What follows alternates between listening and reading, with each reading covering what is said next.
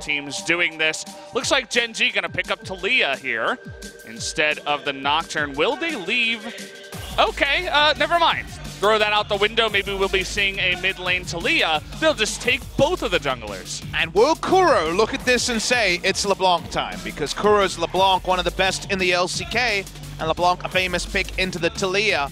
But you're right, they take both, and now Afrika Freaks, they have a flex pick. What else can they piece together in this draft? A lot of bans towards Tusin's champion pool. Alistar, a classic pick for him. Could be the bot lane of Swain and Alistar. We will wait and see on that. I'm excited to see the LeBlanc from Kuro. I know we're calling it early, and it's not the most likely. He's hovered it recently, but we haven't seen it in the LCK in a little while. Trundle coming in here against, most likely, the Nocturne. You know, again, there's a lot of stuff that can be flexed, but would expect the Taliyah in the mid lane. What about the Nocturne in the mid lane from Fly? Yeah. Well, that is the one that's an interesting one because of it being Fly and him loving some off-center picks. We'll wait and see. He's got heal. And, you know, when I see Flash heal, I think of Orianna and Aurelion Sol. So we'll wait and see if the Summoner spell from Fly is a telltale one. Could be the Taliyah as well, of course. Bearing a lot of fruit, but enough Snowball, good things can happen. Speaking of Snowball, Talon's going to be banned against Kuro. Champion he's been practicing in recent memory. We see another Mundo counter ban here with the Gnar. See what that all means. Gen G, when it comes to the tier list, Varus is the strongest and also Aiming's best pick in recent memory. He's expecting that Alistar and Swain might be the duo he's facing, so we'll just take the Varus for the strongest possible laning phase. There's also the chance that we could have seen the Taliyah Shen if things wanted to get really out of hand. But once you see the Varus coming in, that kind of solidifies things for the bot lane. Thinking about it here. Come on! After seeing it, I just said it solidifies things. There it is! The LeBlanc comes in. He knows. Almost definitely he's going up against Taliyah. Unless we do see the swap of the Nocturne mid Taliyah jungle. We'll have to wait and see if maybe Gen G respond to this in that way. Oh, I was hoping for it. I've been calling for it for a while. Finally see the LeBlanc here. Will he be made to look the fool, though? Because of, like you mentioned, the ability to swap away some picks. Speaking of picks here, Afrika going to have to blind pick a top laner. We're going to blind pick the Gangplank. I heard the Korean caster gasping at a blind pick Gangplank, but remember, he's laned Gangplank into Darius and won that matchup at Rift Rivals going into the Resolve tree. That's probably going to be top lane Rise from Cuvée to try to dunk on it. This is actually Kane and Cuvée on some pretty trademark picks at this point. And it does mean that Fly, for now at least, has a matchup he's not going to feel great about. Come on, do the swap. Just get that Taliyah out of that lane. You never want to do it. The mid Nocturne's not that bad. You can spell shield stuff. Taliyah's just going to get walked on. I don't want to. Oh, man. You still got 8 seconds for your prophecy. I'm happy for Kuro, right? I'm happy for the Afrika Freaks, but Gen G, they're going to go with what they're practiced with. There it is, the flash on in, and the Trundle gets the press the attack. One more will do it, and there it is, the flash forward. First blood goes to Aiming. Level 2 for so many members, but here's Fly from the mid lane. Level 3 Taliyah, huge knockup from Tusin, but the flash forward, and the kill on the Spirit on the back foot. That's going to be a huge turnaround as the double kill goes to Gen G. 3 for 1 in the bottom side. Wonderful collapse by the side of Gen G. The rock surfing may have been nerfed, but he's going to get there faster than the LeBlanc. Could ever hope to. It's Ignite LeBlanc as well. We see a teleport coming through to the bot side, I assume because the minion wave is big. We'll try to understand that one. Keen's there. We're going to get the replay of how this all happened. The first headbutt from Tusin, a bit of a head scratcher. The second one much better. Watching this extended play, just baiting for Spirit. But they need to use so much, and they go so far down the lane. Ruler holding on until after the Ignite had worn off for the heal.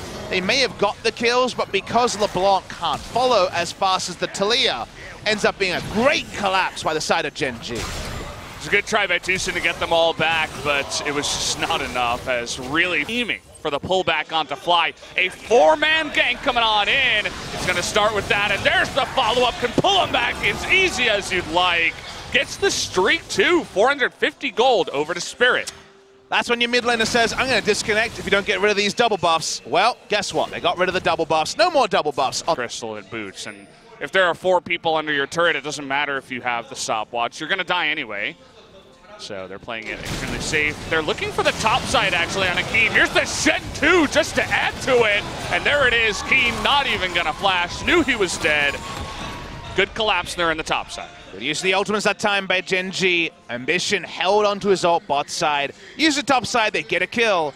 Keen will have to teleport back to lane and he engaged, but Ruler gonna take a lot of damage. The TP coming on in, and Ruler is so low in the backside. Oh! The Demon Flare nearly gets him.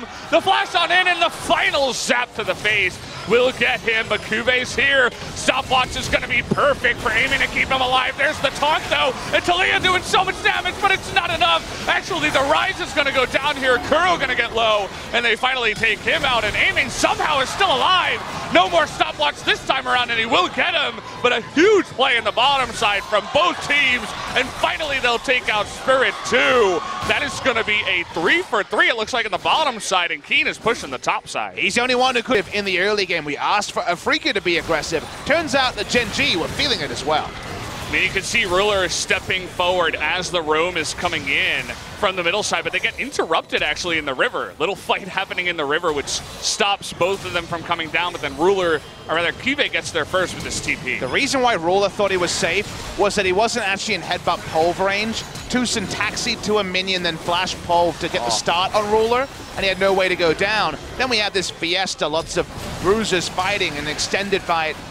Aiming finally goes down on the back end. Poor JJ's two-man taunt was beautiful in the middle of this fight. And the end result, 3 for 3 with the gangplanks. But they didn't talk about it this time, and actually this is one of the games where I notice it the most. They have so much control. Speaking of which, they're just gonna bully Keen actually in the top side. There's the Shen 2, and as easy as you'd like, they get another kill onto the gangplank, as hopeless as possible in the top lane. Set piece play very nicely and it's another game that we're seeing here with mid Talia too, and so far Fly, he's been looking to go for other lane ganks, and here he is once again with the rest of the team. The Trundle's here though, and Ambition gets super low. Keen's still alive, is gonna finally die on the back foot, but Fly jumping on in too will be punished, and that goes the opposite way.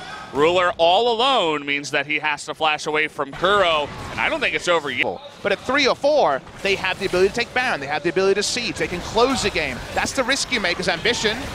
Ambition decides he's just gonna give away his life as well. They weren't sure exactly. Really good vision control once again by Afrika. He had no idea where they were. It's definitely a mistake from them, and this is gonna be the invitation for the Baron. Yeah, with double Mountain Drake especially. And Tucson waiting in the wings here. You'll notice Core JJ is looking for him, but he's hiding. He's a very sneaky cow from behind. They don't know he's there, they only know now. Okay, gonna try to get onto the back line. It's gonna miss the knock-up. There it is, finally onto Kuve though, and the Baron is gonna go their way as well as the kill onto Kuve. Looking to push forward onto Fly, and oh boy, the wall is gonna be interrupted. Keen on the back line is gonna survive with all of that health from the Sterix, so an extra 2 kills in the Baron. Here he comes again with the flash onto the Rise. He's gonna knock him up, nowhere for Kuve to go. He just blows up in the back line, and now aiming and Spirit and Keen, they're all so tanky. They're gonna push everybody away from the inner turret. What are you gonna do against this cow? Righteous Glory, Ghost, Flash, everything used. Oh boy. CC that current meta compositions are packing. He's been able to make them work. Just unfortunately this game, the builds he had to go for in the circumstances, he's getting really far behind, and a nice engage once again. Oh, where did the Talia go? Didn't even see her on the map there as Kuro finally gets the chance to shine. Take a look at Ruler, who's still alive in here. He's gonna kill the Swain on the backside, finally able to get that moment, but the rest of his team is falling around behind him. That was the sort of fight the Varus needs, but unfortunately, his front line goes down around it. Here's Kuro. Trying to get the kill, but he misses the leash, and Ruler says, what are you doing, man? Get the hell away from me. And that means with the Rise realm warping behind them, they're gonna be in a bad spot here. Core JJ with the dodge field just to make things go for a little bit here. Keen's still trying to go 1v3, is gonna flash over the wall, but again, with that dive on in, they miss the inhibitor. They don't get... This is going to come down, though. The Chains of Corruption's coming in, but everything else missing. Going to engage on a core JJ here, trying to get onto Cuvee, too. Paranoia comes down, and the Trundle even is so tanky. Ambition goes in, and there it is, the burst damage, they get 2! All of a sudden, Cuvee and Ruler in the front line, alongside Fly. They have the damage to kill them all, and all of a sudden, Gen G, they're still alive in this game. Really nicely played by Gen G. They waited, they were so patient, Valdez, waiting to find their spot. They find it, they get 2. They're gonna get some time now. They do not go down in that passage of play, and this one could be going for a while. From downtown, and he cannot get the steal in the end. The big engage from Tucson out of 3 in the front line. Kuro is gonna burst down Fly as well, and it looks like this is a huge fight for a Freak of Freaks. Ruler in the front line is finally gonna go down. But look at Cuvee in the backside doing the damage. Can he keep their hopes alive? This is a very fed rise, but it's 4-on-1, and he is going to go down in the end. They finally get the team fight they were looking for, and it looks like a Freak of Freaks will win the game. They definitely will, Valdez. The Elder buff makes everyone a damage dealer. Spirit just wasting Core JJ's time. It took a long, long time. The trade of Baron for Elder, an inspired one by Gen G about 8 minutes ago. This time around, though, they have to fight. They don't get the smite, and it will be a Freak of Freaks game 1. Really fantastic fight for them. I thought maybe Ambition was going to get that steal. It was going to be the most hyped steal we've ever seen from downtown on that Nocturne. But either way, guys, Afrika, they take game number 1. Took 46 minutes, but they finally did it. They pushed in that late game scaling that Gen G had. And it all came around. Gen G's decision to start the Baron after they got 2 picks. Ambition being out of the fight, only a Guardian Angel and 100 health to his name. Afrika got a Baron.